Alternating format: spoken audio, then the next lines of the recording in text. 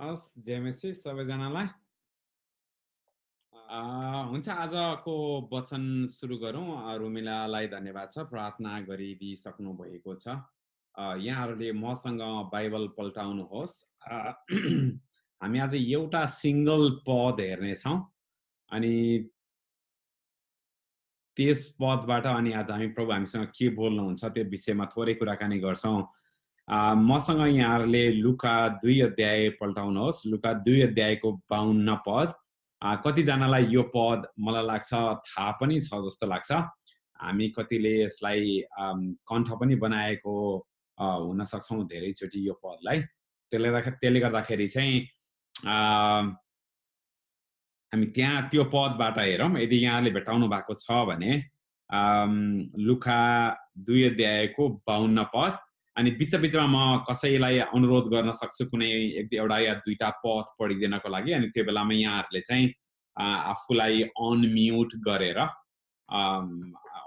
गरेर चाहिँ गर्न त्यसपछि पद पढिदिनलाई सक्नुहुन्छ।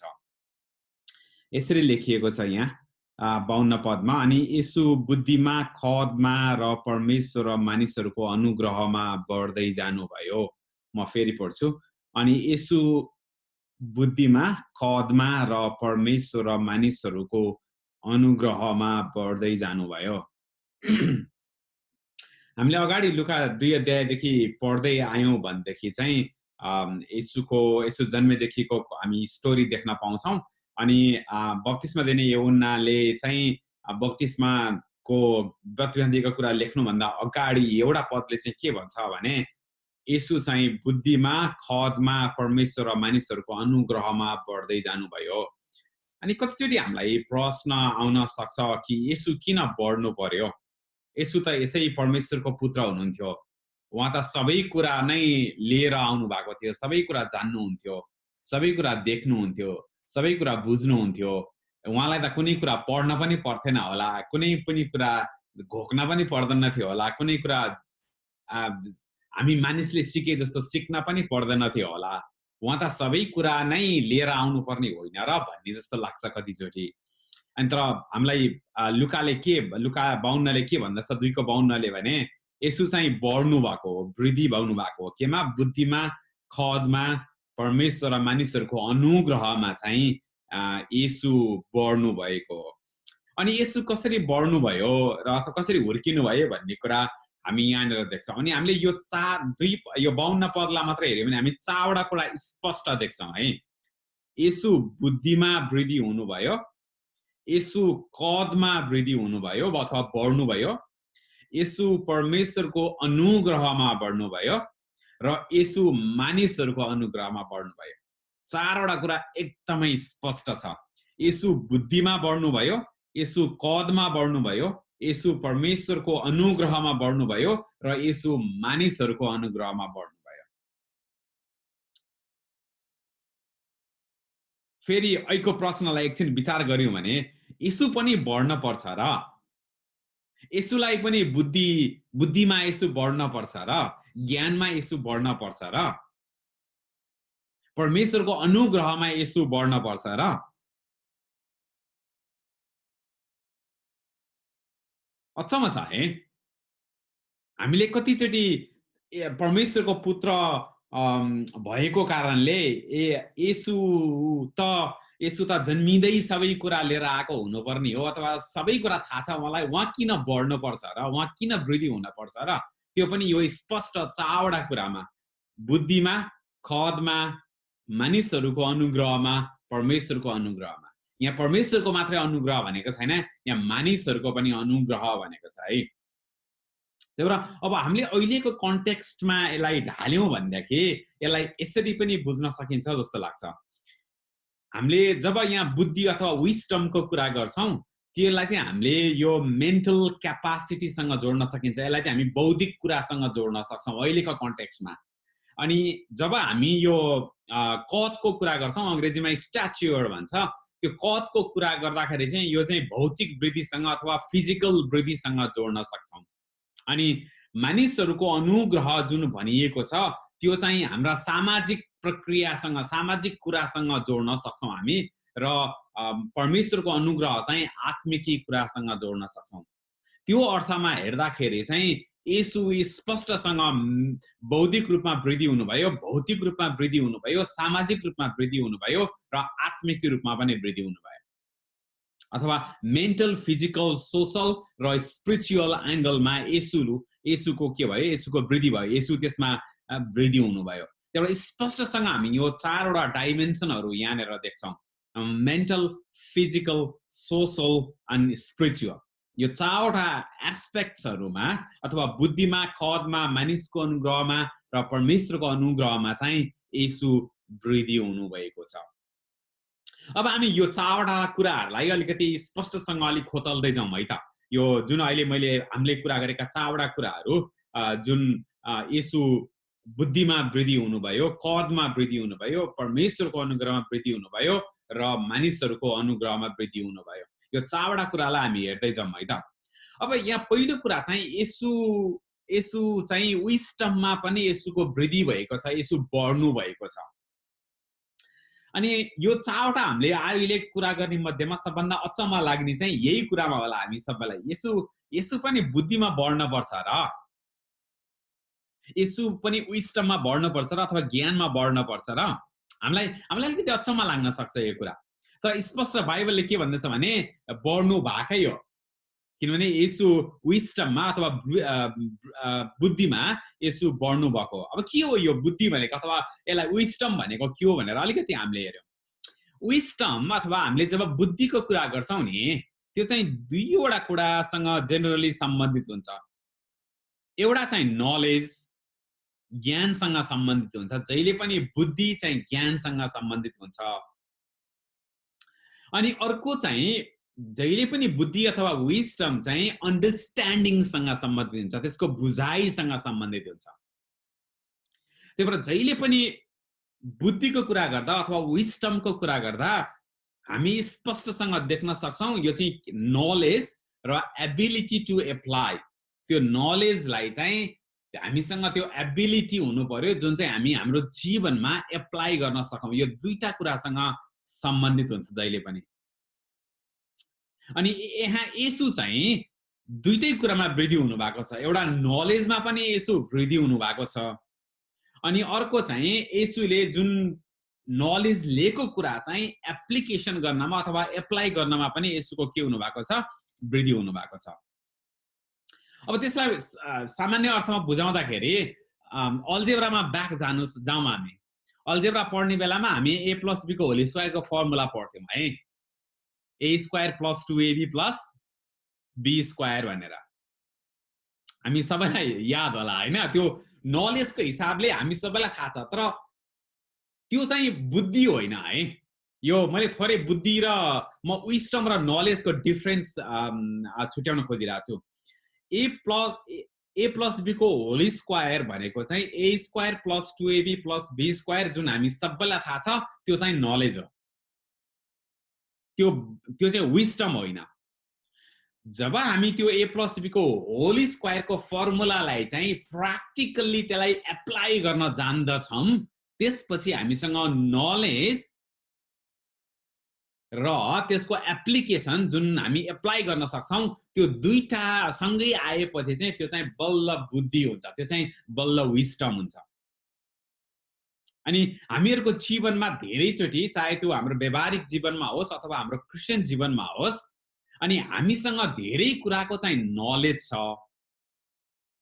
तर हामीसँग त्यो कुराहरुको एप्लाई गर्ने एबिलिटी चाहिँ हामीसँग छैन। त्यो अर्थमा हामीसँग चाहिँ नलेज छ तर हामीसँग विस्डम छैन। अनि हामी पर्टिकुलरली हामी नेपाली कल्चरमा हुर्किनेहरुको अर्को समस्या के हो भने हामीहरुलाई नलेज चाहिँ थाहा हुन्छ तर त्यसको एप्लिकेसन चाहिँ थाहा हुँदैन। हाम्रो पढाइ नै त्यस्तै छ नि त। सबै कुरा घोकेर आएको छ, सबै कुरा नलेजको हिसाबमा सबै थाहा हुन्छ तर त्यसको एप्लिकेसनको साइड चाहिँ थाहा हुँदैन।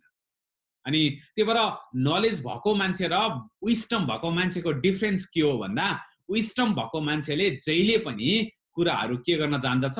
एप्लाई गर्न जान्दछ। तर नलेज हुने मान्छेले चाहिँ एप्लाई गर्न जान्दैन। अब यो किन इम्पोर्टेन्ट छ हामी यो भनेर हामी यहाँ हेर्दै जाँदाखेरि चाहिँ जस्तै कसरी अब हामी येशू जस्तै विस्डममा वृद्धि हुन सक्छौं त? येशू जस्तै हामी बुद्धिमा कसरी वृद्धि हुन सक्छौं त भनेर हामीले हेर्ने हो भने हितोपदेश 9:10 ले हामीलाई के भन्छ? परमप्रभुको भय नै ज्ञानको सुरुवात हो। अनि म पर्टिकुलर यहाँ अर्को चारवटा कुरा गर्न जाँदैछु। विस्डममा अथवा बुद्धिमा येशू जस्तै वृद्धि हुनलाई हामी चारवटा कुरा गर्दैछौँ यहाँ है त। अब पहिलो कुरा चाहिँ के हो भने सिक्ने अथवा लर्निङ। हामी सिक्नु पर्ने हुन्छ। त्यही भएर हामी पहिलो पद हितोपदेश यदि 9:10 लाई यदि हामीले हेर्यौँ भने के भन्दछ भने परमप्रभुको भय नै ज्ञानको सुरुवात हो। हितोपदेश 1 अध्यायको 7 मा हेर्यो भने यो पद पाइन्छ। परमप्रभुको भय नै ज्ञानको सुरुवात हो। मतलब परमेश्वरको बारेमा सिक्नु पर्ने हुन्छ, परमेश्वरको बारेमा जान्नु पर्ने हुन्छ, परमेश्वरको बारेमा हामीले थाहा पाउनु पर्ने हुन्छ, सिक्नु पर्ने हुन्छ जहिले पनि। अनि हामीले नबिर्स्यौं कि येशूले पनि सिक्नु भएको हो है। येशू हिब्रू कल्चरमा अथवा हिब्रू संस्कृतिमा हुर्किँदाखेरि उहाँहरूले पुरानो व्यवस्था पुरै पढ्न पर्थ्यो, पुरानो व्यवस्था पुरै जान्न पर्थ्यो। अनि हिब्रू संस्कृतिमा चाहिँ परमेश्वर को हो भनेर सानोदेखि नै सिकाइन्थ्यो। त्यो अर्थमा येशूले परमेश्वरको बारेमा चाहिँ सानोदेखि नै सिक्नु भएको थियो। त्यसकारणले हामीले पनि के गर्न पर्ने हुन्छ भने सिक्नु पर्ने हुन्छ। अनि कलसी 1 अध्यायको 9 र 10 पदमा हामी हेर्यौं भने के जान्दछौं भने परमेश्वरको नलेजमा चाहिँ हामी के हुनुपर्छ? वृद्धि हुनुपर्छ भनेर लेखा छ। परमेश्वरको ज्ञानमा अथवा परमेश्वरलाई थाहा पाउने कुरामा चाहिँ हामी के हुनुपर्ने हुन्छ? वृद्धि हुनुपर्ने हुन्छ। यदि त्यो वृद्धि भएन भने चाहिँ हाम्रो के हो? त्यो चाहिँ समस्या हो। त्यो कसरी हुन्छ? वचन पढ्न पर्ने हुन्छ। यसको एउटै मात्रै तरिका चाहिँ वचन पढ्ने, वचन पढ्ने, वचन पढ्ने अथवा बाइबल पढ्ने, बाइबल पढ्ने, बाइबल पढ्ने। त्यसकारणले येशूले सानोदेखि नै बाइबल पढ्नु भएको हो भनेको पुरानो करार चाहिँ पढ्नु भएको हो। त्यसकारणले सबै कुरा चाहिँ येशूसँग परमेश्वर भएको कारणले, येशू आफै परमेश्वर भएको कारणले उहाँसँग त्यो एबिलिटी थियो। तर हामी के देख्छौं भने पृथ्वीमा येशूले धेरै गर्नु भएको चाहिँ एउटा एज अ ह्युमन बिइङ 100% मान्छे भएर जे गर्नुपर्ने हो, एउटा पर्फेक्ट मान्छे भएर जे गर्नुपर्ने हो, येशूले त्यो गर्नु भएको हो। त्यही भएर हामीले देख्छौं नि त गेत्समनीको बगैँचामा येशूले भन्नुहुन्छ नि त चेलाहरूलाई, यदि मैले चाहे भने के स्वर्गदूत परमेश्वरले हजारौं स्वर्गदूत पठाउन सक्नुहुन्न मेरो रक्षा गर्नलाई भनेको ईश्वरीय शक्ति येशूले प्रयोग गर्न सक्नुहुन्थ्यो। तर येशूले त्यो नगरिकन जहिले पनि एउटा नर्मल पर्फेक्ट मान्छेले जे गर्नु पर्थ्यो त्यसरी येशू क्रुसमा पुग्नु भएको। त्यो अर्थमा चाहिँ येशूले पनि सबै कुरा सिक्नु भएको हो र जुन चाहिँ आज हामी पनि सिक्न पर्ने हुन्छ। यदि हामी येशू आफैले सिक्न आवश्यक थियो भने हामी सोचौं हामीले सिक्न कति बढी आवश्यक छ। येशू आफै परमेश्वरको पुत्र भएर, येशू आफै परमेश्वर भएर उहाँलाई सिक्न आवश्यक पर्यो यहाँ बस्दाखेरि भने हामीले झन् सिक्न कति आवश्यक छ, हामीले जान्न कति आवश्यक छ।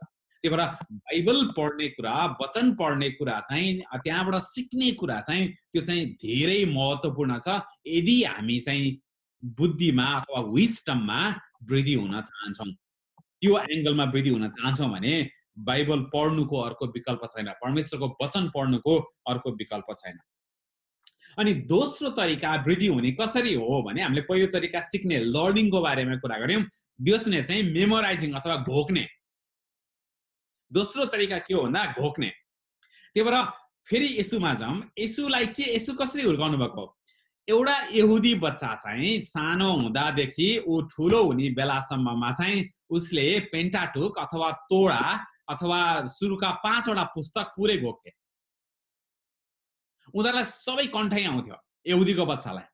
त्यो अर्थमा येशूले पनि एउटा यहुदीको घरमा जन्मेको कारणले गर्दाखेरि येशूलाई परमेश्वरको वचन घोक्नु भएको थियो येशूले पनि। किनभने त्यो एउटा बच्चा भएर यहुदीको कल्चरमा हुर्किँदाखेरि घोक्नै पर्थ्यो। त्यो हुँदाखेरि त्यही भएर हामीले मत्ती 4 अध्यायमा हेर्यौं भनेदेखि जब येशू चाहिँ परीक्षा सकेर फर्किनु भयो अनि शैतानले येशूलाई परीक्षा गर्ने बेलामा येशूले फ्याट वचन निकाल्नु भयो नि शैतानलाई काउन्टर गर्नको लागि। त्यसकारणले हो त्यो कहाँबाट आयो भन्दाखेरि जब वचन घोकेर राखेको हुन्छ नि हामीले, अनि त्यसपछि पवित्र आत्माले जब काम गर्नुहुन्छ अनि हामी त्यो घोकेका वचनहरू निस्किन्छ। अनि येशूलाई शैतानले के भन्यो? यदि त परमेश्वरको पुत्र होस् भने पहिलो परीक्षा के भन्यो? ढुङ्गालाई रोटी बना। अनि येशूले फ्याक्टै के उत्तर दिनुभयो? मानिस रोटीले मात्र होइन तर परमेश्वरको वचनले जीवित रहन्छ। स्पष्टसँग चाहिँ हो। त्यो कहाँबाट ल्याउनु भयो? व्यवस्थामा गएर त्यो पिक गर्नुभयो येशूले, किनभने त्यो घोकेको कुरा त्यसपछि ठ्याक्क त्यो हो। त्योबाट हामीले अरू पनि त्यहाँ दोस्रो र तेस्रो परीक्षा पनि हेर्दाखेरि स्पष्ट जे जानेर समस्या आयो त्यहाँनिर वचन प्रयोग भएको छ। त्यसले गर्दाखेरि अर्को एउटा हामी वृद्धि हुने तरिका चाहिँ के हो भन्दाखेरि एप्लिकेसन, अघि हामीले कुरा गरेको थियौँ नि, नलेज मात्र भएर भएन तर त्यसको एप्लिकेसन जुन चाहिँ येशूले स्पष्टसँग गर्नुभएको छ त्यसकारणले हामीले त्यसलाई एप्लाई गर्नुपर्ने छ। जब हामीलाई परीक्षा आउँछ, जब हामीलाई समस्या हुन्छ, जब हामीलाई गाह्रो हुन्छ, जब हाम्रो जागिर जान्छ, जब हामीलाई टेम्पटेसन आउँछ, जब हामीलाई समस्याहरू आउँछ, त्यसपछि हामी परमेश्वरको वचनमा अडिग भएर त्यसलाई घोकेर त्यसलाई एप्लाई गर्नुपर्ने हुन्छ। अनि त्यसपछि हाम्रो जीवनमा काम लाग्छ। हामीले दुईटा कुरा हेर्यौँ है, एउटा सिक्ने अथवा लर्निङ, अर्को चाहिँ घोक्ने अथवा मेमोराइजिङ गर्ने। अनि अर्को चाहिँ अन्डरस्ट्यान्डिङ, वचनको गहिराई बुझ्ने कुरा, त्यो चाहिँ समझ शक्तिको कुरा। अनि अर्को हामी वृद्धि हुने चाहिँ वचनलाई अन्डरस्ट्यान्डिङ गरेर अथवा समझ गरेर जानेर त्यसलाई कुनै कन्टेक्स्टमा ढालेर चाहिँ हामी सिक्न सक्दछौँ। त्यो अर्को तरिका हो।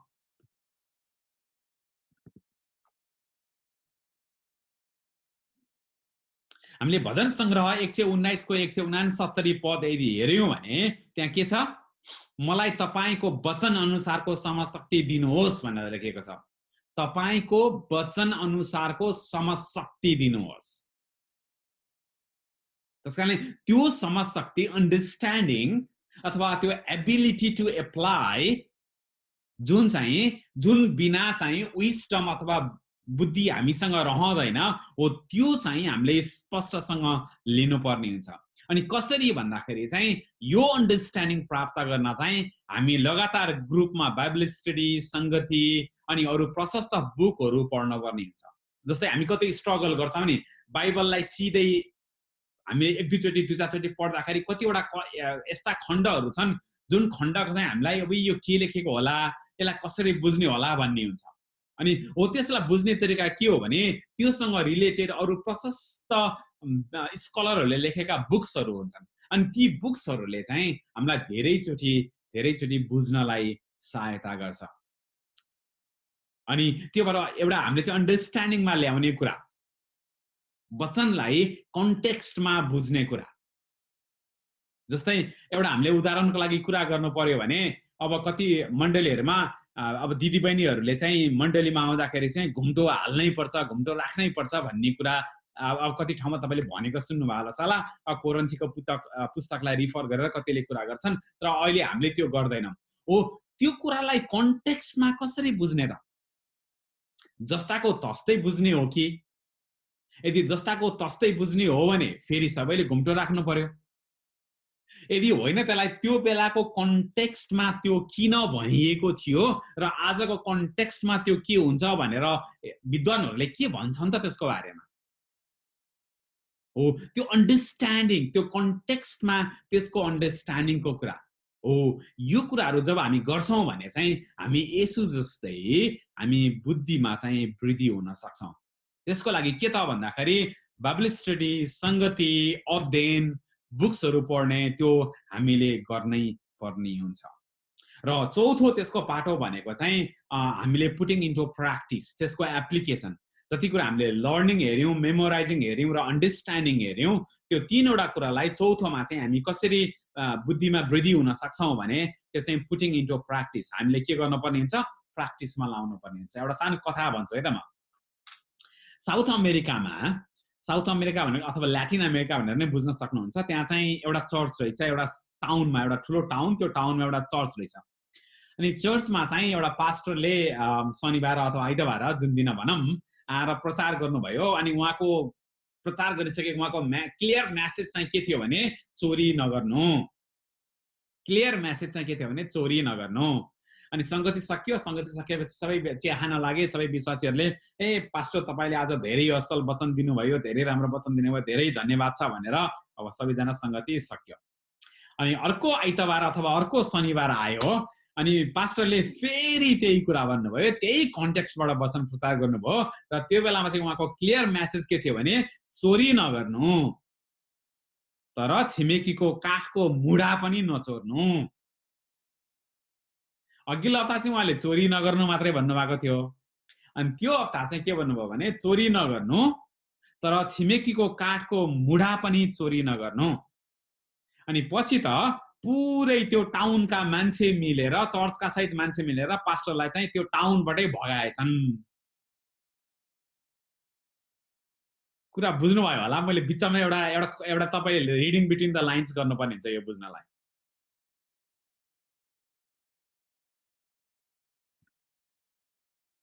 बुझ्नुभयो? त्यो होल टाउनमा चाहिँ इभन चर्चका मान्छेहरू पनि त्यो चाहिँ मुढा तस्करी गर्दा रहेछन् के, चोरेर बेच्दा रहेछन् क्या। अनि अघिल्लो हप्ता चाहिँ चोर्न हुँदैन भन्दासम्म चाहिँ सब ठिक थियो, वचन राम्रो थियो। तर पछिल्लो हप्ता चाहिँ जब चोरी नगर्नु तर काठको मुढा पनि नचोर्नु भनेपछि चाहिँ त्यसपछि सहन नसकेर पास्टरलाई नै के गर्दे, लखटे त्यहाँबाट। अनि कतिचोटि एप्लिकेसनको पाटो चाहिँ हाम्रो जीवनमा ठ्याक्कै त्यस्तै हुन्छ।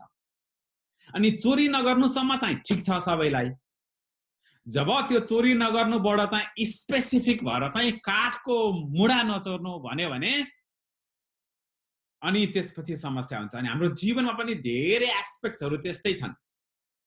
अनि प्रिन्सिपल लेभलमा चाहिँ हामी ओके हुन्छौँ, सबै कुरामा ठिक छ, तर जब कन्टेक्स्ट स्पेसिफिक आएर एप्लिकेसनको पाटोमा आइपुग्छौँ अनि त्यसपछि चाहिँ के हुन्छ, त्यसपछि चाहिँ गाह्रो हुन्छ।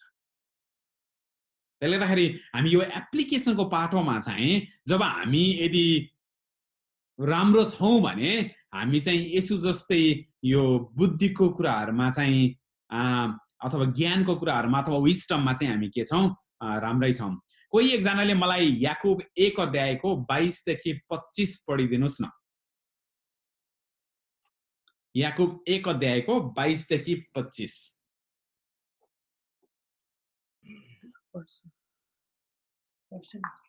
तर वचन पालन गर्ने हौ र सुन्ने मात्र भएर आफैलाई धोका नदेऊ।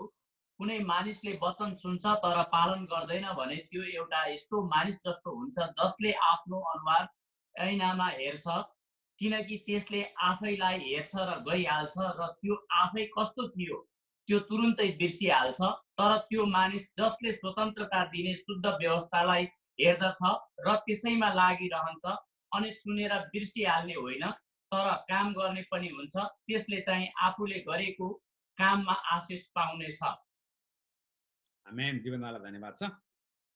स्पष्टसँग याकुबले त्यही कुरा गरेका छन्।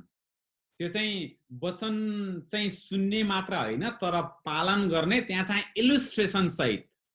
अनि हामीले ऐनामा जब हेर्छौँ आफ्नो अनुहार देख्छौँ, जब हामी ऐनाबाट साइड लाग्छौँ आफ्नो अनुहार बिर्सिन्छौँ के हेरेथ्यौँ भनेर, जुन चाहिँ एप्लिकेसन चाहिँ हट्यो, त्यसमा एप्लिकेसन रहेन। त्यसले गर्दाखेरि बाइबलमा स्पष्टसँग बुद्धिमान मानिस चाहिँ थियो जसले सिकेका कुरा, जानेका कुरा चाहिँ उसले प्र्याक्टिस गर्छ अथवा एप्लिकेसनको साइडमा चाहिँ ऊ गर्छ। यसो र हाम्रो बीचको एउटा सिग्निफिकेन्ट डिफरेन्स यहीँनिर हो। जान्नको लागि हामीसँग पनि हामीले धेरै कुरा जानेका छौँ, धेरै कुरा थाहा छ, तर जब हामी प्र्याक्टिसको मामलामा आउँछौँ नि अनि हामी चुक्छौँ, धेरैचोटि हामी धेरैचोटि चुक्छौँ। जस्तै येशूको जीवनलाई हेऱ्यो भने प्रशस्त ठाउँमा देखिन्छ कि येशू बिहान उज्यालो हुनुभन्दा अगावै अथवा डनमा उहाँ चाहिँ निस्केर कहाँ जानुहुन्थ्यो, एकान्तमा प्रार्थना गर्न जानुहुन्थ्यो, समय बिताउन जानुहुन्थ्यो। अब हामी मध्ये कतिजना डनमा उठेर एक्लै गएर 1-2 घण्टा परमेश्वरसँग बितेर प्रार्थना गर्छौँ, समय बिताउँछौँ परमेश्वरसँग? हामी धेरै कमले गर्छौँ, त्यो अझ यहाँको अस्ट्रेलियाको व्यस्ततामा चाहिँ। जब हामी प्र्याक्टिसको कुरामा आउँछौँ नि अनि त्यहाँनिर चाहिँ हामी धेरैचोटि चुक्छौँ। अनि अहिले हामीले गरेका यो 4वटा कुराहरू छ नि, हामीले कसरी वृद्धि हुन सक्छौं त हामी ज्ञानमा यसो जस्तै कसरी वृद्धि हुन सक्छौं त भन्दाखेरि हामीले लर्निङको कुरा गर्यौं, घोक्ने वचन घोक्ने कुरा गर्यौं, त्यसपछि गएर हाम्रो समझशक्ति बढाउने कुरा गर्यौं, समझशक्ति वृद्धि गर्ने कुरा गर्यौं, अनि त्यसलाई चाहिँ एप्लिकेसनको साइडमा पुटिङ इन्टु प्र्याक्टिसको कुरा गरौँ। हो यही 6वटा कुरा यति इम्पोर्टेन्ट छ कि अहिले सिडनी नेपाली चर्चमा अनि प्राय अरू चर्चहरुमा, नेपालका चर्चहरुमा, यहाँका चर्चहरुमा हामीले संगति गर्ने, बाइबल स्टडी गर्ने, आइटिन सुरु गर्ने, यो सबै कुराहरु यहीँनेर मध्यनजर छ। यो सबै कुराहरु सिक्नको लागि जब संगतिमा सँगै हुने, बाइबल अध्ययन सँगै गर्ने, आइटिनबाट अध्ययन गर्ने, अनि आइटिनले कतिवटा कन्टेक्स्ट स्पेसिफिक कुरा सिकाउँछ, अनि हामीलाई कतिपय अन्य फेलोशिपहरु, दिदीबहिनी फेलोशिपहरु, यो सबै कुराहरु किन त हामी गर्न पर्छ भन्दाखेरि हामी चाहिँ येशू जस्तै बुद्धिमा चाहिँ वृद्धि हुन पर्ने हुन्छ, विस्डममा वृद्धि हुन पर्ने हुन्छ। अनि हामीलाई थाहा छ येशूको समयमा पनि त सभाघरहरुमा संगति सभाघरहरुमा जानु पर्थ्यो प्रत्येक विश्रामको दिनमा, अनि घरमा अघि हामीले भने जस्तै घोक्न पर्थ्यो, पेन्टाटुक घोक्न पर्थ्यो, तोरा घोक्न पर्थ्यो, 5वटा पुस्तकहरु, त्यसपछि गएर त्यो संगतिमा जानु पर्थ्यो, सिक्न पर्थ्यो, घोक्न पर्थ्यो, बुझ्न पर्थ्यो, अनि त्यसलाई चाहिँ प्र्याक्टिस गर्न पर्थ्यो। अनि त्यो चाहिँ अटोमेटिक हुने कुरा होइन, यो चाहिँ येशूले पनि सबै कुराहरु कन्सियसली गरेको हो। सबै कुराहरु त्यो अर्थमा हामीलाई पनि एकदमै जरुरी छ। येशूलाई नै जरुरी थियो भने त हामीलाई झन् कति जरुरी छ। अब यो सबै कुराहरु गर्नको लागि के गर्नुपर्ने हुन्छ भन्दाखेरि जुन अघि हामीले मेन्टल कुरा गरेका थियौं नि, बौद्धिक वृद्धिको कुरा गरेका थियौं नि विस्डमसँग जोडेर, त्यो चाहिँ हामीले हाम्रो माइन्डलाई डिसिप्लिन गर्नुपर्ने हुन्छ। अब त्यो माइन्डलाई डिसिप्लिन कसरी गर्ने त्यो अर्को आइडिया हो, त्यसलाई फेरि लामो समय चाहिन्छ, त्यसलाई छुट्टै कुरा गर्नको लागि। अर्को तरिका के हो भने हामीले ट्रेन गर्नुपर्ने हुन्छ। अनि पावलले पनि स्पष्टसँग भन्छ नि, ट्रेन गर्ने कुरा, शरीरलाई पनि ट्रेन गर्न पर्ने हुन्छ, माइन्डलाई पनि ट्रेन गर्न पर्ने हुन्छ। अनि हामी कतिचोटि यो माइन्डलाई या शरीरलाई ट्रेन गर्ने कुरा चाहिँ हामी गर्दैनौं। जस्तै बिहान प्रत्येक दिन 4 बजे उठेर 1 घण्टा प्रार्थना गर्नको लागि आफ्नो शरीरलाई कति ट्रेन गर्न पर्छ होला, माइन्डलाई कति ट्रेन गर्न पर्छ होला। त्यो ट्रेन बिना हुन सक्ने कुरै होइन त्यो। यदि हामीले त्यसलाई माइन्ड र शरीरलाई त्यो गर्नलाई ट्रेन गरेनौं भने हामी 1 दिन गरौँला, 2 दिन गरौँला, त्यसपछि फेरि सक्यो। अनि कुनै दिन इस्टर सन्डे आउला, बिहान 6 बजे संगति गरौँला, त्यसपछि अरु दिन सक्यो। हो किन भन्दाखेरि हामीले माइन्ड र शरीरलाई ट्रेन गरेको छैन त्यो गर्नलाई। अनि त्यो चाहिँ हामीले माइन्ड र शरीरलाई पनि ट्रेन गर्न पर्ने छ। अब दोस्रोमा जाउँ है, हामीले येशू चाहिँ बुद्धिमा वृद्धि हुनु भएको कुरा हेर्यौं र त्यो कसरी भयो र हाम्रो कन्टेक्स्टमा त्यो कसरी हुन्छ हामीले त्यो विषयमा कुरा गर्यौं। अब दोस्रो चाहिँ येशू कदमा बढ्नु भयो भनेको फिजिकल स्ट्याच्युर भनेको शरीरमा, साइजमा, त्यो हुन्छ नि हाइटमा, प्रोबेबली अब वेटमा मलाई थाहा छैन, वेटमा पनि अब 12 वर्ष हुँदा त 25 वर्ष हुँदा त वेटमा पनि बढ्नै पर्ने हुन्छ।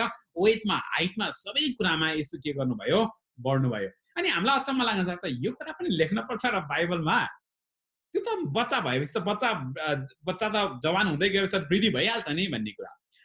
तर कुरा के हो भने हामीले यसलाई चाहिँ आजको कन्टेक्स्टमा हाम्रो फिजिकल कतिपय कुराहरुसँग जोड्न सक्छौं, हाम्रो हेल्दी लाइफस्टाइलसँग, हाम्रो हेल्दी इटिङ प्र्याक्टिसेसहरुसँग। भनेको म यहाँ 2टा कुरा गर्दैछु है। एउटा चाहिँ भोकमारी हुनु एउटा कुरा भयो, तर हाम्रो अगाडि अप्सन हुँदाखेरि खाने र नखाने भन्ने चाहिँ फेरि त्यो चोइसको कुरा भयो। अनि त्यो भएर कतिपय हेल्दी लाइफस्टाइलहरु हामीले एडप्ट गर्दैनौं। जस्तै रेस्टको कुरा अथवा एक्सरसाइजको कुरा हामी कतिचोटि त्यसलाई त्यति जरुरी ठान्दैनौं। येशूको पाला हेर्नु त, येशू कति हिँड्नु हुन्थ्यो, गालिलदेखि यरुशलेमसम्म। फेरि त्यो सबै त्यो बेलाको कन्टेक्स्ट हेर न, त्यो बेलामा चाहिँ पुरै येशू फिजिकल्ली कति एक्टिभ हुनुहुन्थ्यो। अनि तर आज हामी यो कुराहरु हेर्दैनौं, तर बाइबलमै स्पष्टसँग स्ट्याच्युर फिजिकल्ली ग्रो हुने कुराहरु। किनभने यदि हामी फिजिकल्ली नै हेल्दी छैनौं भने त फेरि मेन्टल्ली कसरी हेल्दी हुन्छौं? अनि यदि मेन्टल्ली हेल्दी छैनौं भने फेरि फिजिकल्ली कसरी हेल्दी हुन्छौं? त्यसैले यो चाहिँ हामी धेरै क्रिस्चियनहरुले ध्यान नदिएको कुरा, तर यो चाहिँ एकदमै ध्यान दिनुपर्ने कुराहरु हो। अनि कतिचोटि जस्तै हिँड्ने कुरा अघि मैले गरेँ, अब रेस्टको कुरा जस्तै अब यहुदीहरुमा परमेश्वरले जुन सबात दिनुभयो नि त्यो रेस्ट गर्नलाई थियो। जुन कल्चर सुरु भयो नि त्यो सबातको कल्चर, त्यो रेस्टको आइडिया थियो नि। परमेश्वर आफैले रेस्ट गर्नुभयो भने हामीले रेस्ट गर्ने कुरा। अनि पहिले कोरिन्थी 3 को 16 मा हामी स्पष्ट देख्छौं कि हामी चाहिँ परमेश्वरको मन्दिर हौं। हामी परमेश्वरको मन्दिर हो भने त फेरि हाम्रो लाइफस्टाइल पनि, फिजिकल लाइफस्टाइल पनि त मोरलेस हेल्दी त हुनुपर्ने हुन्छ नि। अनि हामी कतिचोटि जस्तै अब क्रिस्चियन भएर चुरोट खानु हुँदैन भनेर चाहिँ हामी स्पष्टसँग सिकाउँछौं, सिक्छौं अनि त्यो एप्लाई पनि गर्छौं। अनि तर कतिचोटि हामी के गर्दैनौं भने हामीले चाहिँ नन स्टप त्यो हुन्छ नि दिनको 16-18 घण्टा काम गर्नु हुँदैन है वर्षौंसम्म भन्ने कुरा चाहिँ त्यो चाहिँ फेरि ठिकै ठान्छौं क्या हामी। अनि जुन चाहिँ फेरि हाम्रो लाइफस्टाइलसँग यो हेल्दी हुने कुरा छ। अनि त्यो कुरा किन इम्पोर्टेन्ट छ भन्दाखेरि जब हामी चाहिँ यदि यो कुरालाई ध्यान दिँदैनौं भने त फेरि माइन्ड र शरीरलाई कसरी ट्रेन गर्न सक्छौं त? 18 घण्टा काम गरेको शरीर त बिहान 4 बजे उठेर प्रार्थना गर्न त पक्का पनि सक्दैन। यो ब्यालेन्सको कुरा जुन चाहिँ स्पष्टसँग वृद्धि हुने कुरा र यो ब्यालेन्सको कुरा चाहिँ हामीलाई स्पष्टसँग देख्दछौं। अनि यो जुन शरीरलाई ट्रेन गर्ने कुरा छ नि, हामी यो धेरैचोटि स्पोर्ट्स हेर्नेहरूलाई थाहा छ यो कसरी यो ट्रेन गर्छ, अथवा यो वेट घटाउने या जिम गर्नेहरूलाई थाहा छ यो कसरी आफूलाई कस्तो स्ट्रिक्टसँग त्यो राख्नुपर्छ भनेर। के खाने, के नखाने, कति खाने, कति क्वान्टिटीमा खाने, हो त्यो ट्रेन गर्ने कुरा। त्यही भएर त्यो धेरैचोटि हाम्रो स्पिरिचुअल लाइफ पनि एक्ज्याक्टली त्यस्तै हो, ट्रेनिङ नै हो यो। अनि त्यो चाहिँ ट्रेनिङ बिना सम्भवै छैन। जस्तै आर्मीहरुको ट्रेनिङ, पुलिसहरुको ट्रेनिङ कति सिभियर हुन्छ नि, स्पिरिचुअल लाइफ पनि ट्रेनिङ नै हो। यसलाई चाहिँ ट्रेनिङमा जस्तै कुनै एउटा समय थियो, कहिलेकाहीँ म त भन्ने गर्छु नि, मलाई पुरानो कतिचोटि मेरो स्पिरिचुअल लाइफ चाहिँ मिस गर्छु अहिले पनि यहाँ यो देशमा बसेर भन्छु क्या मैले। अनि कारण के हो भने यस्तो समयहरू थियो जुन दिन चाहिँ ठ्याक 5 बजे उठेर 6 बजे 1 घण्टा चाहिँ नितान्त प्रार्थनामा समय बित्थ्यो क्या। त्यो सुरुका केही दिनहरू निकै गाह्रो भएको थियो, तर पछि त्यो शरीरलाई र माइन्डलाई त्यो गर्नलाई ट्रेन गरेपछि छ नि, त्यो चाहिँ एज अ त्यो लाइफको रुटिन बन्दो रहेछ क्या। अनि जब त्यो मिस भयो नि फेरि त्यसलाई रिगेन गर्न चाहिँ गाह्रो भयो, किनभने त्यो ट्रेनिङ दिनलाई कम भयो। त्यसले गर्दाखेरि यो कुराहरू पनि हामीले धेरैचोटि ध्यान दिनुपर्ने हुन्छ, किनभने हामी फिजिकली कति एक्टिभ छौं भन्ने कुरा चाहिँ हामी स्पिरिचुअली हामी कति ट्रेन गर्न सक्छौं, आफूलाई कति समय दिन सक्छौं भन्ने कुरासँग चाहिँ इन्टरकनेक्टेड छ यो दुईटा कुराहरू। अनि खानेकुराहरू पनि त्यस्तै कुराहरू हो। जस्तै अब यसमा धेरै कुरा नगरौँ, जस्तै हामीले के खान्छौं भन्नेसँग हामी शरीर कति हेल्दी रहन्छ र त्यो हेल्दी शरीर भएपछि आराधनामा हामी कति जान सक्छौं भन्ने कुरासँग इन्टरकनेक्टेड हुन्छ है। जस्तै दिउँसो 1 बजे चाहिँ सोमबारमा दिउँसो 1 बजे चाहिँ हाम्रो संगति छ, तर हामी अब 12 बजे चाहिँ टन्न मासु भात खाएर आयौं भने हामी कति कन्सन्ट्रेट हुन भएर संगति गर्न सक्छौं। कनेक्सन हामी देख्छौं क्या त्यहाँनिर स्पष्ट।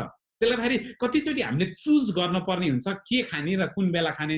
त्यसकारणले त्यो अर्को एउटा एस्पेक्ट छ जुन चाहिँ स्ट्याच्युरमा बढ्नको लागि, वृद्धि हुनको लागि हामीले ध्यान दिनुपर्ने हुन्छ। अनि अघि हामीले काम गर्दै थियौं नि, यो अति धेरै काम गर्न थालिसकेपछि एउटा समयमा आएर के लाग्छ, हामीलाई रोग लाग्छ। अनि जब रोग लाग्छ अनि त्यसपछि गएर अनि हामी त अनि आराधनाको कुरा, परमेश्वरसँग समय बिताउने कुरा, त्यसले सबै एस्पेक्ट्समा के गर्छ, ह्याम्पर गर्न थाल्छ। हामीले दुईटा सेकेन्ड कुरा पनि गर्यौं है, यसो कदमा बढ्ने कुरा, किन फिजिकली एक्टिभ हुने कुरा किन इम्पोर्टेन्ट छ भनेर। त्यसपछि तेस्रो कुरा चाहिँ यसो परमेश्वरको अनुग्रहमा बढ्नुभयो, यसो बुद्धिमा बढ्नुभयो, यसो कदमा बढ्नुभयो, यसो परमेश्वरको अनुग्रहमा, यसो स्पिरिचुअली बढ्नुभयो। अब यो पनि अलिकति अचम्म लाग्छ, यसोमा त पापै थिएन, यसो त पर्फेक्ट हुनुहुन्थ्यो, फेरि उहाँलाई किन बढ्नुपर्छ परमेश्वरको अनुग्रहमा? आफै परमेश्वर हुनुहुन्थ्यो, फेरि उहाँलाई परमेश्वरको अनुग्रहमा बढ्न किन जरुरी भयो? अनि हामीलाई पो फेभर चाहिएको छ, किनभने हामीले कमाएर त्यो पाउन सक्दैनौं, मुक्ति कमाएर पाउन सक्दैनौं। अनि हाम्रा धार्मिक कामहरू भनेका थोत्रा लुगा जस्तै हुन्, त्यसले हामीले कहिले पनि हामी धर्मी हुन सक्दैनौं। हामीले ट्राई गरेर, हामीले कोसिस गरेर हाम्रा राम्रा कामले हामीले कहिले मुक्ति पाउन सक्दैनौं। त्यसकारण हामीलाई पो अनुग्रह चाहियो त। तर येशू त पर्फेक्ट हुनुहुन्थ्यो, त फेरि येशूलाई किन अनुग्रह चाहियो? परमेश्वरको। अब यसको लागि पनि हामी अरु 4 वटा कुराहरु हेर्न सक्छौं है, किन परमेश्वरको अनुग्रह चाहिँ इम्पोर्टेन्ट थियो येशूलाई पनि र हामीलाई पनि। पहिलो चाहिँ हामीलाई परमेश्वरको अनुग्रह किन चाहिन्छ भन्दाखेरि हामीलाई व्यक्तिगत सम्बन्ध परमेश्वरसँग राख्नको लागि हामीलाई चाहिँ परमेश्वरको अनुग्रह चाहिन्छ।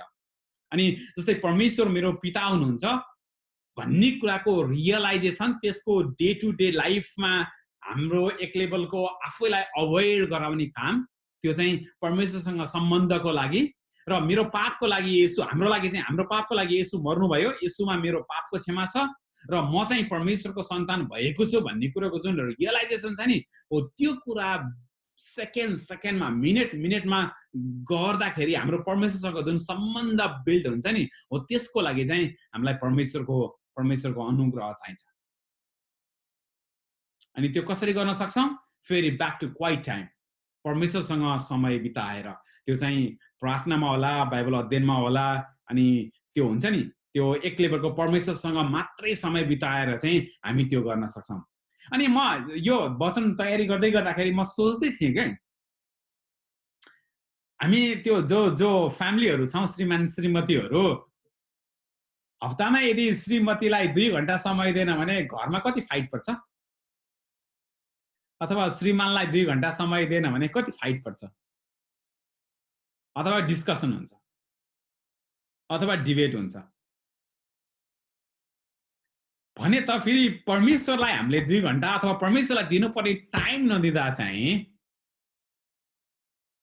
कस्तो के हामीहरुको त्यो अहिलेको यो अन्डरस्ट्यान्डिङ कल्चर नै कसरी आयो भने कम्प्रोमाइज गर्न पर्यो भने चाहिँ लास्टमा गएर कहाँ कम्प्रोमाइज हुन्छ भने परमेश्वरलाई दिने समयमा कम्प्रोमाइज के। मैले धेरैचोटि त्यही गरिरहेको छु क्या। जब सबै कुरा गर्दै आइसकेपछि लास्टमा समयको कम्प्रोमाइज गर्न पर्यो भने कुन कम्प्रोमाइज हुन्छ? जुन कुरा परमेश्वरलाई दिनुपर्ने हो त्यसमा आएर कम्प्रोमाइज हुन्छ क्या।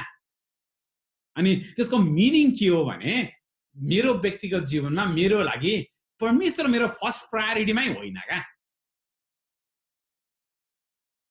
किनभने यदि परमेश्वर मेरो फर्स्ट प्रायोरिटीमा हो भने परमेश्वरलाई दिने टाइममा कम्प्रोमाइजै नहुनु पर्ने हो क्या। मेरो श्रीमतीलाई दिने टाइममा मेरो कम्प्रोमाइज हुन सक्दैन, अथवा मेरो काममा मेरो समयमा कम्प्रोमाइज हुन सक्दैन, अरु कुरामा कम्प्रोमाइज हुन सक्दैन। अनि कम्प्रोमाइज भयो भने कहाँ आएर हुन्छ? परमेश्वरलाई दिने बेलामा आएर कम्प्रोमाइज हुन्छ। मिनिङ जसलाई प्रायोरिटी छैन त्यही आएर कम्प्रोमाइज हो नि त हो नि। अनि मैले धेरैचोटि त्यही आएर कम्प्रोमाइज गरिरहेको छु क्या अहिले पनि। जब कम्प्रोमाइज गर्नुपर्ने भयो भने चाहिँ परमेश्वरलाई दिने समयमा आएर चाहिँ के हुन्छ? अनि कम्प्रोमाइज हुन्छ। त्यसकारणले अनि जब त्यहाँनिर कम्प्रोमाइज हुन्छ अनि परमेश्वरसँगको त्यो सम्बन्ध त्यो रिलेसनशिप हुन्छ नि, पर्सनल सम्बन्ध परमेश्वरसँग, अनि त्यो चाहिँ फेरि पातलो चाहिँ धमिलिँदै जान्छ क्या। किन सम्बन्ध त त्यही हो नि, जति धेरै क्लोज भइराख्यो त्यति धेरै सम्बन्ध गाढा हुने हो। जति धेरै भेट्न छोड्यो, कुरा गर्न छोड्यो, अनि सुन्न छोड्यो, अनि सम्बन्ध के हुँदै जाने हो? पातलो हुँदै जाने हो। अनि यसरी पातलो हुँदै जान्छ कि अहिले थोरै अलिकति म पछि आएर आज्ञाकारितामा अलिकति आएर कुरा गर्छु, त्यसलाई म जोड्छु है त। अनि दोस्रो एउटा चाहिँ पर्सनल सम्बन्ध भयो। दोस्रो चाहिँ अघि पनि हामीले भने वचन पढ्ने, परमेश्वरसँगको सम्बन्ध अथवा परमेश्वरको अनुग्रहमा हामी कसरी बढ्न सक्छौं भन्दाखेरि त वचन परमेश्वरको वचन पढ्ने अथवा बाइबल पढ्ने त्यो अर्को तरिका हो जहाँबाट परमेश्वर प्रत्येक दिन हामीसँग बोल्नुहुन्छ। येशू जसरी येशूले त्यो सम्बन्धमा येशू जहिल्यै बस्नुभयो परमेश्वरसँगको सम्बन्धमा, अनि हामी पनि त्यसरी बस्नको लागि परमेश्वरको अनुग्रह पाउनको लागि चाहिँ हामीले पनि परमेश्वरको वचन चाहिँ पढ्ने। अनि अर्को तरिका के हो? प्रार्थना, जुन हामीलाई थाहा छ हामीले परमेश्वरसँग गर्ने प्रार्थनाको कुराहरू। अनि प्रार्थना कसरी गरिन्छ भन्नेमा धेरै डिटेल नजाउँ।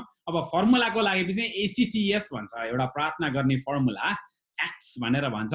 त्यो चाहिँ A भनेको एडोरेसन, C भनेको कन्फेसन, T भनेको थ्याङ्क्स गिभिङ र S भनेको चाहिँ सप्लिकेसन।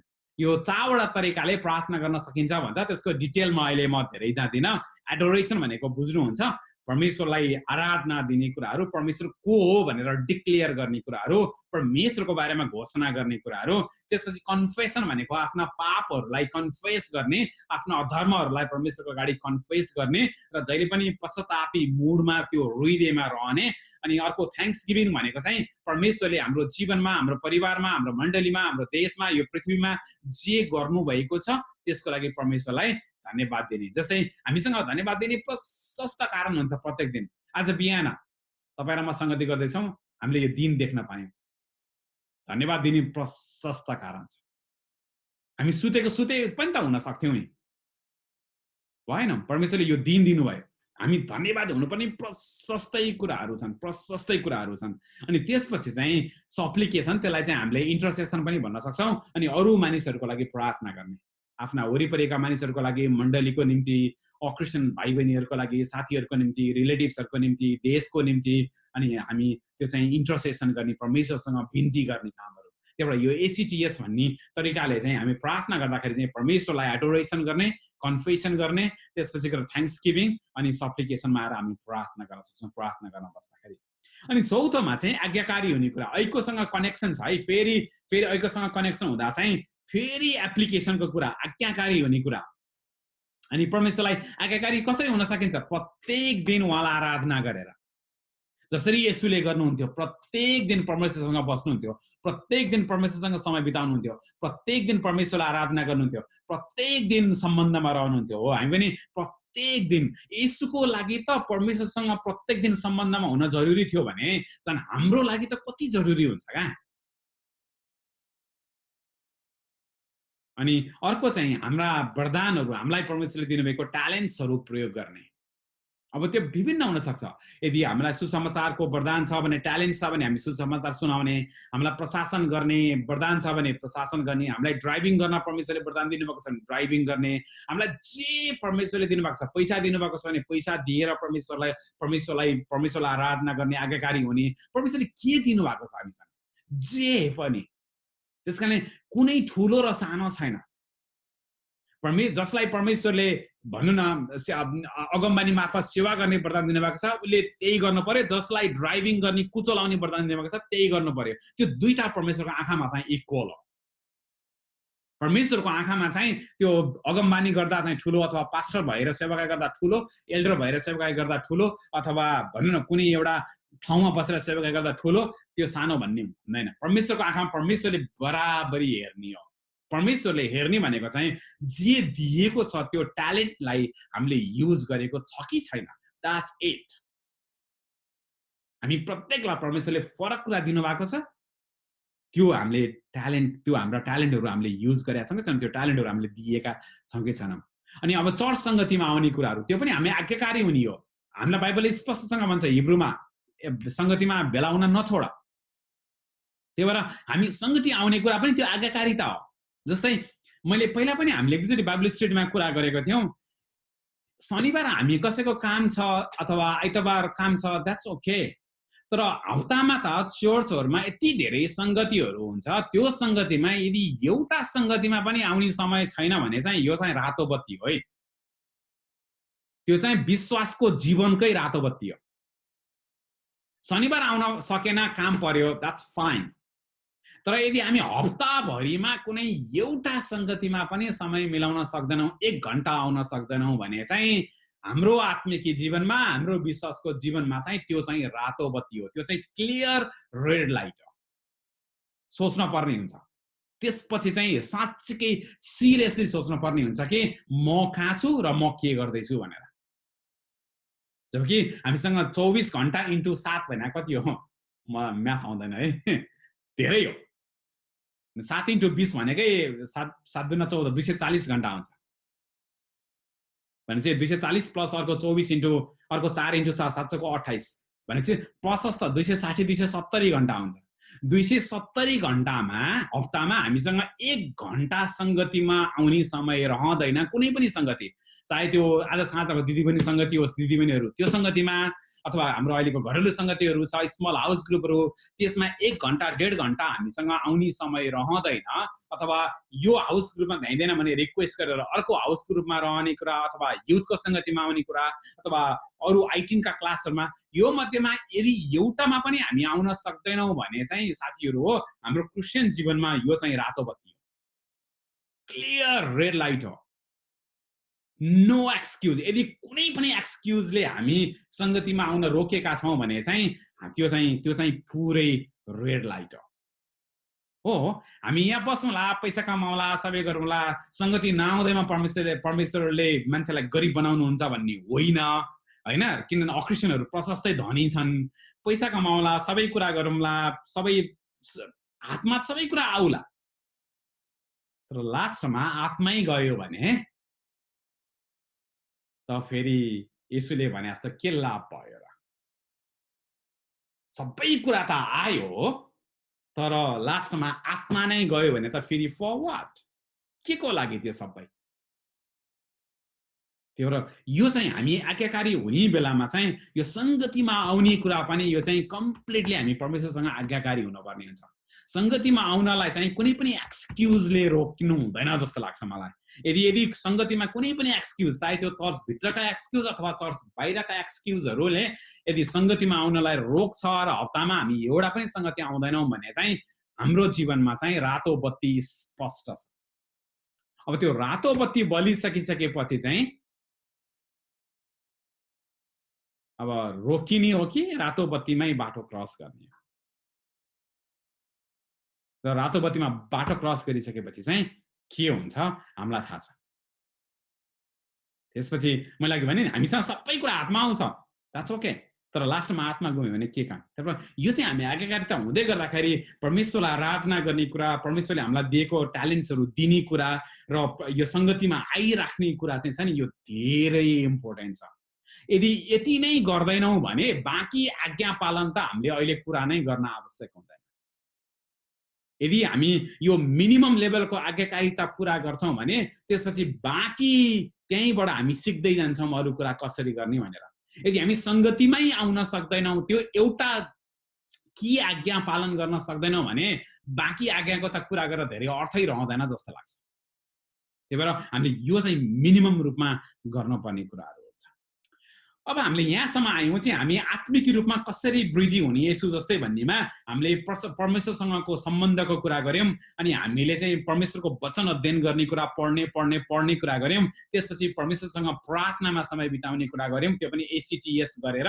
अनि त्यसपछि हामीले अर्को चाहिँ आज्ञाकारिता। यो चारवटा कुराले मिनिमम रूपमा हामी गर्यौं भने चाहिँ हामी आत्मिक रूपमा येशू जस्तै वृद्धि हुन सक्छौं।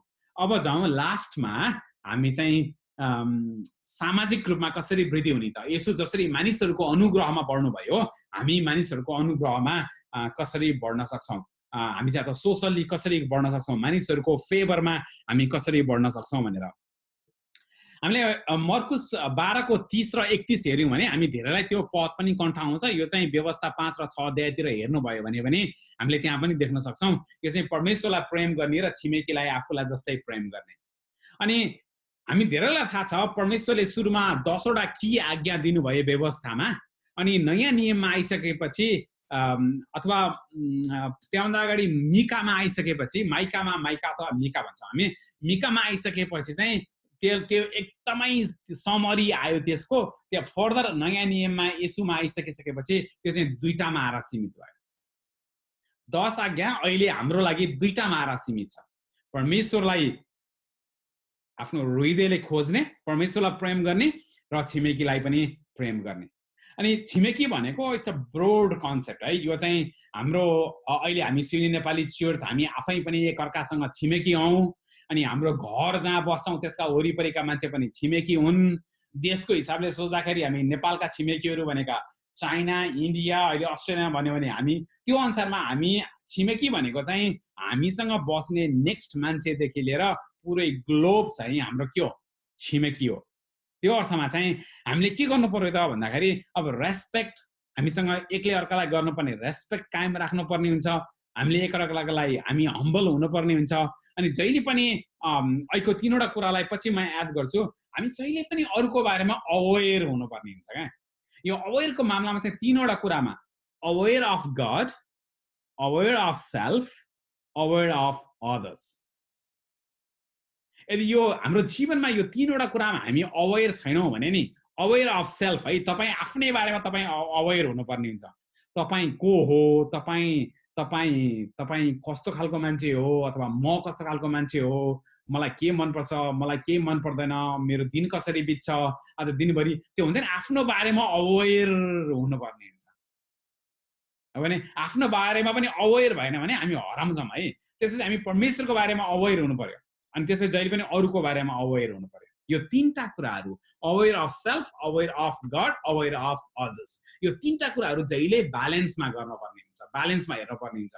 जस्तै कतिचोटि हामी नेपाली कम्युनिटीमा बस्नेहरू थाहा छ नि होइन, पुलिसले आएर कतिचोटि समय हल्ला गरेर अथवा अरूलाई ध्यान नदिएको कारणले समातेर लान्छ नि पुलिसले, भनेको छिमेकीलाई डिस्टर्ब गरेको कारणले, भनेको हामी अरूको बारेमा अवेयर नभएर हो नि त्यो। भनेको मैले गरेको कारणले अरूलाई डिस्टर्ब हुनु हुँदैन, अरूलाई समस्या आउनु हुँदैन भन्ने त्यो अवेरनेस हो नि।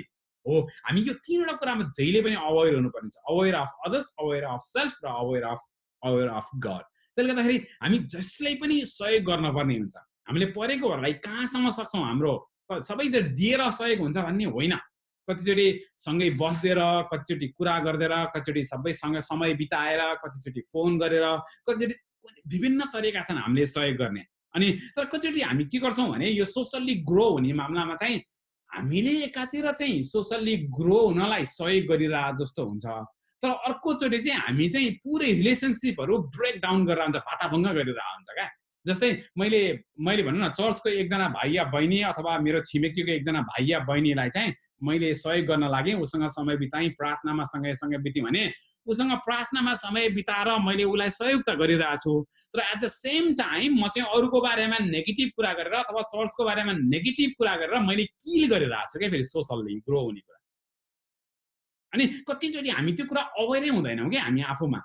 हामीले एकातिर चाहिँ सहयोग गरेर भन्ठानेर हुन्छ, भनेको उसँग बसेर प्रार्थना गरेर सबै कुरा गरेर, तर अन द अदर ह्यान्ड चाहिँ हामीले अरूको बारेमा फेरि त्यो व्यक्तिसँग कुरा गरेर अथवा नेगेटिभिटी क्रिएट गरेर अथवा कुनै पनि त्यस्तो अरू व्यक्तिको बारेमा कुरा गरेर चाहिँ यतापट्टि चाहिँ मैले सहयोग गरेर जस्तो गरेर हुन्छु, तर अर्कोतिर चाहिँ मैले रिलेसनसिपहरू त्यो सोसल्ली ग्रो हुने कुरा किल गरेर हुन्छु, भाताभङ्ग गरेर हुन्छु क्या धेरैचोटि।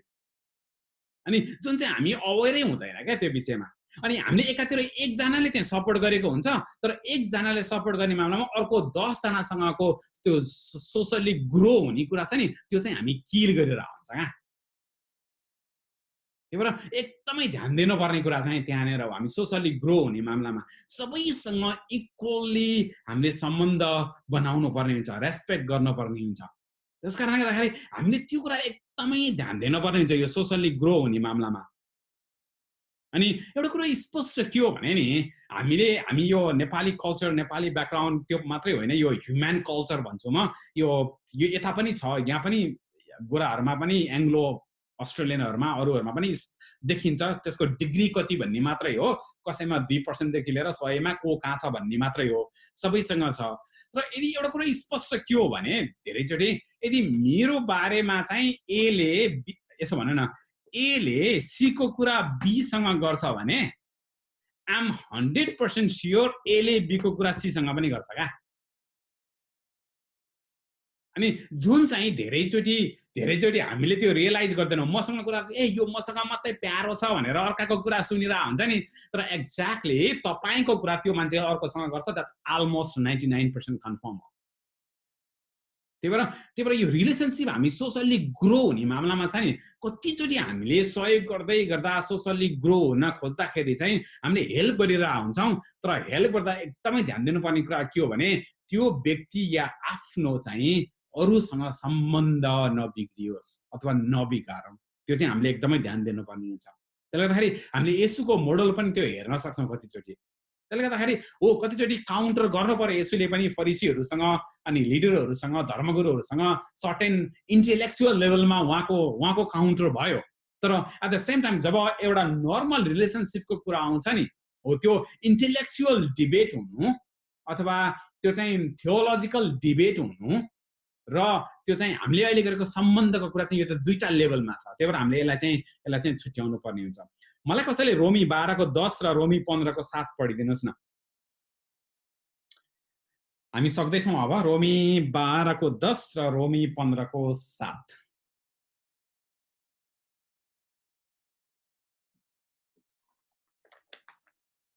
आफैलाई अनम्युट गर्नुस् अनि पढिदिनुस् न। भातृ प्रेमसँग एक अर्कालाई प्रेम गर, आफूलाई भन्दा बढी अरूलाई आदर गर। रोमी 12 को 10। धन्यवाद। रोमी 12 को 15 को 7 पनि।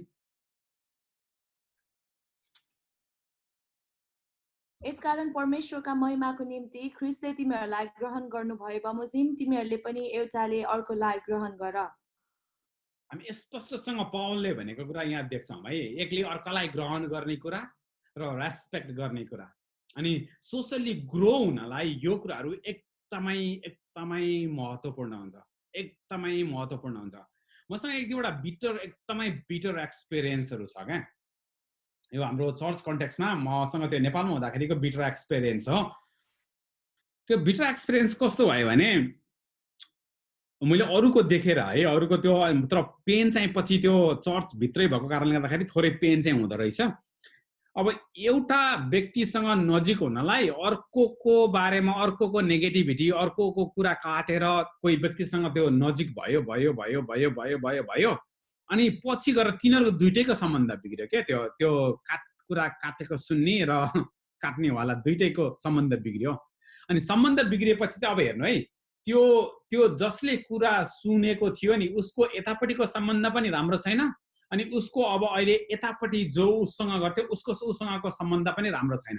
अनि त्यो दुईटाको कारणले गर्दाखेरि चाहिँ उसको कसैसँग चाहिँ त्यो चर्च वरिपरिमा उसको सम्बन्ध धेरैसँग नराम्रो क्या। अनि एउटा स्टेज आयो कि त्यो स्टेजमा चाहिँ त्यो मान्छे चाहिँ ब्याकस्लाइड मण्डली छोड्यो, पछि ब्याकस्लाइड नै भयो क्या। मसँग एकाध इक्जाम्पलहरू छ। यो सोशल ग्रो हुने मामलामा चाहिँ जब हामीले यो नेगेटिभिटी जति एक्सपान्सन गर्छौँ, जति कुरा गर्छौँ नि, यो जति आफूले कसैलाई सपोर्ट गरेको ट्राई गर्दा अथवा सपोर्ट गर्न खोज्दा जुन अर्कोतिरको सम्बन्ध किल गर्छौँ नि, त्यो चाहिँ सिग्निफिकेन्टली सिरियस हुन्छ लङ टर्ममा। अनि त्यसलाई चाहिँ अहिलेको भाषामा भन्यो भने त्यो चाहिँ कन्ट्याजियस हुन्छ। यो भाइरस भन्दा खतरा हो। त्यो अहिलेको कोरोना भाइरस चाहिँ मलाई त्यति साह्रै टेन्सन लागेको छैन, जति चाहिँ त्यो टाइपको भाइरसले काम गर्छ नि क्रिस्चियनहरूको भित्रमा, त्यो चाहिँ त्यो लेभलको सिरियस हुन्छ। त्यो चाहिँ त्यसले प्रत्येकको सम्बन्ध किल गर्छ। एकले अर्कासँगको सानो समूहभित्र ठुलो समूहभित्र व्यक्तिसँग सबै सम्बन्धहरू चाहिँ त्यसले किल गर्छ। एक्चुअली त्यसले डिस्ट्रोय गर्छ, एभ्रिथिङ डिस्ट्रोय गर्छ। त्यसले गर्दाखेरि हामी क्रिस्चियनहरू चाहिँ यसो जस्तै ग्रो हुनको निम्ति त्यो बुद्धिको मामलामा होस् अथवा विस्टमको मामलामा होस् अथवा त्यो चाहिँ स्ट्याच्युरको मामलामा होस् अथवा त्यो चाहिँ अहिले हामीले कुरा गरेको परमेश्वरसँगको अनुग्रहमा बढ्ने मामलामा होस् र मानिसको अनुग्रहमा बढ्ने मामलामा होस्, यदि हामी चाहिँ अहिले भनेको कुरा गर्न सक्दैनौँ भने चाहिँ हामी मानिसहरूको अनुग्रहमा चाहिँ बढ्न सक्दैनौँ। त्यसकारण मानिसहरूको अनुग्रहमा बढ्नलाई चाहिँ हामीलाई रोमी 12 को 10 र रोमी 15 को 7 मा चाहिँ स्पष्टसँग लेखिएको छ। अनि यो अहिले हामीले गरेको कुराको समरी के हो भने, तपाईले यदि ट्रायंगल बनाएर हेर्नुभयो भने ट्रायंगलको 3 कुनामा चाहिँ एउटामा गड, एउटामा सेल्फ र एउटामा चाहिँ नेबर छ क्या। त्यो त्यति धेरै महत्त्वपूर्ण छ। ट्रायंगल बनाएर हेर्नुभयो भने एकतिर गड, एकतिर म र एकतिर चाहिँ अदर्स अथवा तपाईले नेबर राख्नुभयो भने परमेश्वर चाहिँ तपाईसँग पनि कनेक्टेड हुनुहुन्छ अथवा मसँग पनि कनेक्टेड हुनुहुन्छ। परमेश्वर चाहिँ हाम्रो छिमेकीसँग पनि म जस्तै इक्वली कनेक्टेड हुनुहुन्छ। अनि परमेश्वरले मलाई गर्ने र मलाई हेर्ने तरिका र परमेश्वरले चाहिँ तपाईँ यदि परमेश्वरलाई माथिल्लो एंगलमा राख्नुभयो भने तल यतापट्टि तपाईँ यसमा र छिमेकी यसमा छ र परमेश्वर यहाँ हो भनेदेखि चाहिँ परमेश्वरले त यो दुईटै एंगलमा भएर इक्वली हेर्नु भयो नि त। हो त्यसले गर्दाखेरि चाहिँ यो एकदमै इम्पोर्टेन्ट छ। त्यही भएर हामीलाई अहिले यो मोडल छ नि, जुन यसुले देखाउनु भएको मोडल छ नि, यो परमेश्वरसँग ग्रो हुने कुरा र मानिसहरूको अनुग्रहमा पनि ग्रो हुने कुरा चाहिँ यो धेरै धेरै महत्त्वपूर्ण छ। अन्तिममा म हितोपदेश अलिकति पढ्न चाहन्छु। हितोपदेश 2 अध्यायको यहाँले पनि पढ्दाउनुहोस्।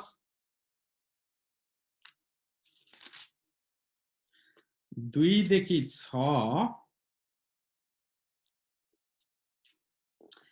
म के पढ्दैछु भने म हितोपदेशको 2 को 2 देखि 6 अनि 3 अध्यायको 4, 7, 14, 16, 17 र म 18 पढ्दैछु है। हितोपदेश 2 अध्यायको 2 देखि 6 अनि 3 अध्यायको 4, 7, 14, 16, 17 र म 18 पढ्दैछु। त्यसकारणले यो पढ्दै गर्दाखेरि हामीले ध्यान दिनुपर्ने कुराहरू चाहिँ र आफैलाई प्रश्न सोध्नुपर्ने कुराहरू चाहिँ के म यसु जस्तै बुद्धिमा बढ्दैछु, के म यसु जस्तै स्ट्याच्युरमा वा कदमा बढ्दैछु, यसु जस्तै म परमेश्वरको अनुग्रहमा बढ्दैछु र के म यसु जस्तै मानिसहरूको अनुग्रहमा पनि बढ्दैछु। यदि हामीले मानिसहरूको अनुग्रह चाहिँ अथवा मानिसहरूको फेभर चाहिँ इम्पोर्टेन्ट छैन भन्ने ठान्छौँ, परमेश्वर भए पुग्छ भन्छौँ भने त्यो चाहिँ हाफ ट्रुथ मात्रै हो, त्यो आधा सत्य हो। अनि एउनाले हामीलाई स्पष्ट भन्छ, देखेको भाइलाई प्रेम गर्न नसक्नेले नदेखेको परमेश्वरलाई कहिले पनि प्रेम गर्न सक्दैन। मिनिङ के हो भने हाम्रो जीवनमा चाहिँ छिमेकी 50%, गॉड 50% हो। अनि हामी ट्रायंगलमा छौं, त्यो इन्टर रिलेटेड छ। यदि म छैन भने पनि परमेश्वर छिमेकी रहनुहुन्छ। तपाईले त्यो ट्रायंगलको एउटा एंगल भत्काइदिनुहोस्, त्यो सेल्फ अथवा म भन्ने एंगललाई तपाईले हटाइदिए पनि तपाईको अस्तित्व मेटियो भने पनि अथवा मेरो अस्तित्व मेटियो भने पनि परमेश्वर छिमेकीको अस्तित्व मेटिँदैन क्या। इम्पोर्टेन्सको हिसाबले चाहिँ त्यही भएर हामी ट्रायंगलमा छौं। हामी परमेश्वरसँग, म, मेरो परमेश्वर र मेरो छिमेकी। छिमेकीको लागि पनि अर्कोको छिमेकी अथवा म, परमेश्वर, हामी ट्रायंगलमा बाध्य छौं। अनि त्यही हो सोशल लाइफ हाम्रो। हामी परमेश्वरसँग पनि र हामी छिमेकीहरुसँग पनि इक्वली बस्न पर्ने हुन्छ। म पढ्छु है त, हितोपदेश 2 को 2 देखि 6। बुद्धिका कुराहरू ध्यान दिइस् र तेरो हृदयलाई समझतिर लगाइस् भने, अन्तर्दृष्टिको लागि पुकारा गरिस् र समशक्ति पाउनलाई चर्को स्वरले पुकारिस् भने, यदि तैले चाँदी झैं त्यसलाई खोजिस् र गाढ धन झैं त्यो खनिस् भने, तैले परमप्रभुको भय बुझ्नेछस् र परमेश्वरको ज्ञान प्राप्त गर्नेछस्। किनभने परमप्रभुले बुद्धि दिनुहुन्छ र उहाँको मुखबाट ज्ञान र समशक्तिका कुराहरू निस्किन्छन्। उहाँको मुखबाट ज्ञान र समशक्तिका कुराहरू निस्किन्छन्। 3 अध्यायको 4 पद। परमेश्वर र मानिसको दृष्टिमा तैले निगाह पाउनेछस् र असल नाउँ कमाउनेछस्। 7 पद। आफ्नै नजरमा बुद्धिमान नहौ, परमप्रभुको भयमान र दुष्कर्मलाई त्याग।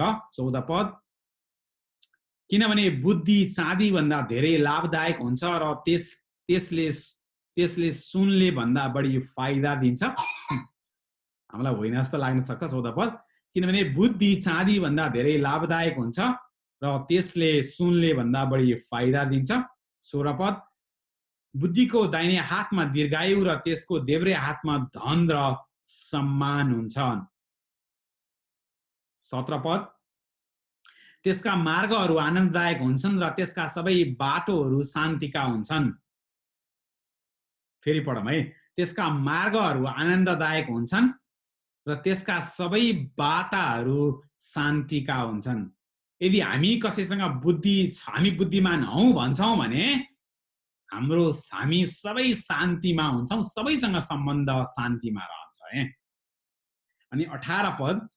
बुद्धिलाई अँगाल्नेहरूका निम्ति त्यो जीवनको एक रुख हो, त्यसलाई पक्राउनेहरूले आशिष पाउनेछन्।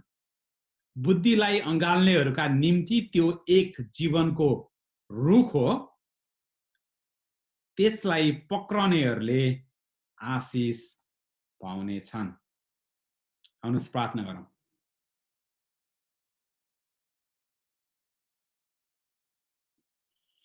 प्रभु हामी धन्यवाद दिन्छौँ आजको दिनको निम्ति, तपाईको वचनको निम्ति।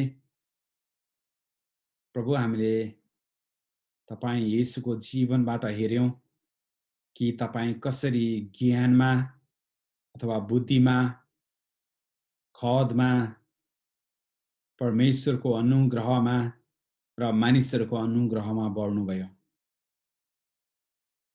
प्रभु येशू, यदि तपाईलाई त त्यसरी बढ्न आवश्यक थियो भने, वृद्धि हुन आवश्यक थियो भने प्रभु, झन् हामी जस्तो तुच्छ अधर्मीहरूको निम्ति त कति धेरै आवश्यक रहन्छ त्यो कुरा। प्रभु हामी तपाईँ जस्तै बुद्धिमा, खदमा, तपाईको अनुग्रहमा र मानिसको अनुग्रहमा बढ्न सकौं, वृद्धि हुन सकौं प्रभु। पुरै व्यवस्थालाई तपाईँ प्रभु येशूले समरिदिनु भयो कि परमेश्वर र छिमेकी अनि म। प्रभु त्यो ट्रायंगलमा यदि मेरो अस्तित्व छैन भने पनि तपाईँ परमेश्वर र छिमेकीको अस्तित्व रहन्छ। तपाईले मेरो छिमेकीलाई र मलाई तपाईले एउटै तरिकाले हेर्नुहुन्छ। प्रभु यसै कारण मानिसहरूको अनुग्रहमा वृद्धि हुन कति आवश्यक छ, तपाईँ प्रभुले त्यो कुरा देखाइदिनु भएको लागि धन्यवाद छ।